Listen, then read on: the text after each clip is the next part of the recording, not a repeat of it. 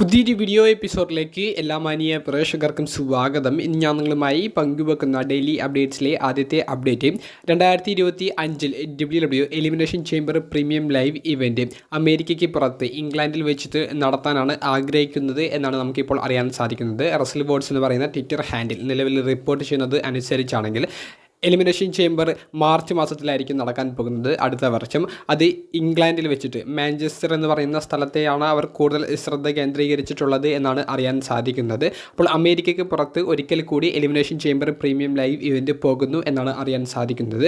രണ്ടാമത്തെ update Russell വോട്സ് തന്നെ report ചെയ്യുന്ന മറ്റൊരു ഫ്യൂച്ചർ സ്റ്റോറി ലൈനെ സംബന്ധിച്ചാണ്. നിലവിലെ യുണൈറ്റഡ് സ്റ്റേറ്റ്സ് ചാമ്പ്യനായ LA നൈറ്റും റാൻഡി ഓർട്ടനും തമ്മിലുള്ള ഒരു സ്റ്റോറിക്ക് അവർ തുടക്കമിടുന്നുണ്ട് എന്നുള്ളതാണ്. അതായത് LA night versus Randy Orton തമ്മിലുള്ള US ടൈറ്റിൽ സ്റ്റോറി ഉടനെ കാണാൻ സാധിച്ചേക്കാം എന്നുള്ളതാണ്. അപ്പോൾ ഈ ഒരു സ്റ്റോറി ലൈനിലൂടെ റാൻഡി ഓർട്ടൻ പുതിയ ചാമ്പ്യനാകാൻ സാധ്യത ഉണ്ടെന്നാണ് നിലവിൽ നമുക്ക് കേൾക്കുന്നത്. റാൻഡി ഓർട്ടൻ പുതിയ യുണൈറ്റഡ് സ്റ്റേറ്റ്സ് ചാമ്പ്യൻ ആകുന്നതിനെ സംബന്ധിച്ചുള്ള നിങ്ങളുടെ പ്രതികരണങ്ങൾ കമൻറ്റ് ബോക്സിലൊന്ന് രേഖപ്പെടുത്തുക. അവസാനമായി പങ്കുവെക്കുന്നത് നിലവിലെ അൺഡിസ്പ്യൂട്ടഡ് WWE ചാമ്പ്യനായ കോഡി റോഡ്സ് പാറ്റ് മക്ഫിയുടെ ഷോയിൽ പോയിട്ട് പറഞ്ഞ ചില അഭിപ്രായങ്ങളെ സംബന്ധിച്ചാണ്. അതിൽ ഒന്നാമത്തേത് റസൽമേനിയ 41 തൻ്റെ പ്ലാൻ എന്ന് പറയുന്നത് തനിക്ക് ഇതുവരെ ലഭിച്ചിട്ടുള്ളതിൽ വെച്ച് ഏറ്റവും ഗംഭീരമായിട്ടുള്ള പ്ലാൻ ആയിരിക്കും. അതായത് റസൽമേനിയ 39 റസൽമേനിയ 40 അതിനേക്കാൾ ഒരു വലിയ പ്ലാൻ ആയിരിക്കും തൻ്റെ റസൽമേനിയ 41 നടക്കാൻ പോകുന്ന സ്റ്റോറി എന്നുള്ളത് കോഡി റോഡ്സ് പങ്കുവെക്കുന്നുണ്ട്.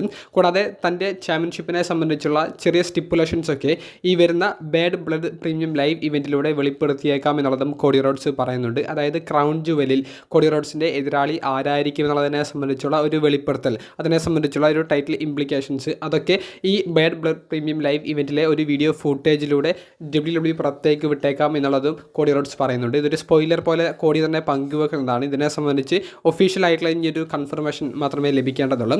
അവസാനം ഈ ഒരു ഷോ ഒക്കെ അവസാനിച്ച് ഈ ഒരു ഇൻ്റർവ്യൂ ഒക്കെ അവസാനിച്ച് ഇവർ പോകുന്ന സമയത്ത് പാറ്റ് മക്ഫി പറയുന്നുണ്ട് ബിഗ് ഗായ് റിട്ടേണിംഗ് ആണെന്നല്ലേ എന്നുള്ളത്. അതായത് ഒരു റെസ്ലർ അല്ലെങ്കിൽ വലിയൊരു വ്യക്തി തിരികെ വരുന്നു എന്നുള്ള ഒരു അർത്ഥത്തിൽ കോഡി റോഡ്സിനോട് ചോദിക്കുന്നുണ്ട്. അപ്പോൾ കോഡി റോഡ്സ് അതാരി എന്നുള്ളൊരു മറുപടിയാണ് കൊടുക്കുന്നത്. അപ്പോൾ എന്തോ ഒരു വലിയൊരു പ്ലാനിങ് അവർ ബാഡ് ബ്ലഡിൻ്റെ അവസാനം പ്ലാൻ ചെയ്യുന്നുണ്ടെന്നാണ് നിലവിൽ പാറ്റ് മക്ഫിയുടെ ഒരു അഭിപ്രായത്തിൽ നിന്ന് നമുക്ക് മനസ്സിലാക്കാൻ സാധിക്കുന്നത്. അതായത് ഇനിയിപ്പോൾ ബ്ലഡ് ലൈൻ സ്റ്റോറി ലൈനോട് അനുബന്ധിച്ച് റോക്കിൻ്റെ റിട്ടേൺ ആണോ അവർ സൂചിപ്പിക്കുന്നത്, അതോ ബ്ലഡ് ലൈൻ പ്രീമിയം ലൈവ് ഇവൻറ്റിൽ ബ്രോക്ക് ലെസ്നറിൻ്റെ ഒരു റിട്ടേൺ ആണോ അവർ സൂചിപ്പിക്കുന്നത് എന്ന് അറിയില്ല.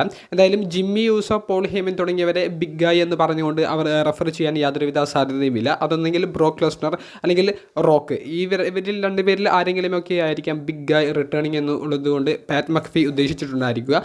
അപ്പോൾ ഇപ്പോൾ നമുക്കറിയാൻ സാധിക്കുന്ന ഒരു latest update bad blood premium live ഇവൻറ്റിലെ ആദ്യ മത്സരം CM പങ്കും ഡ്രൂ തമ്മിലുള്ള ഹെൽ ഇൻ എ സെൽ മത്സരമായിരിക്കുമെന്നും മെയിൻ ഇവൻറ്റ് മത്സരം ഈ ടാഗ് ടീം മത്സരമായിരിക്കും. അതായത് റോമനും ഡിസ്പ്യൂട്ടഡ് ചാമ്പ്യനായ കോഡി റോഡ്സും ടീമായിക്കൊണ്ട് ബ്ലഡ് ലൈനിലെ ജഗഫ് ഫാറ്റുവിനെയും സോളോസിക്കോവയെയും നേരിടുന്ന ടാഗ് ടീം മത്സരമായിരിക്കും എന്നുള്ളതും കൺഫേം ആയിട്ടുണ്ട്. അപ്പോൾ ബ്ലഡ് ലൈൻ സ്റ്റോറി ലൈനോട് അനുബന്ധിച്ചോ അല്ലെങ്കിൽ മറ്റേതൊരു ബിഗ് ഗായ് റിട്ടേണിംഗ് എന്നുള്ളതാണ് പാറ്റ് മക്ഫി പറഞ്ഞിരിക്കുന്നത്. അത് റോക്കായിരിക്കുമോ ബ്രോക്കായിരിക്കുമോ എന്നുള്ള നിങ്ങളുടെ അഭിപ്രായം കമൻറ്റ് ബോക്സിൽ ഒന്ന് രേഖപ്പെടുത്തുക. അപ്പോൾ അടുത്തൊരു വീഡിയോയുമായി കാണുന്നത് വരെ ബൈ.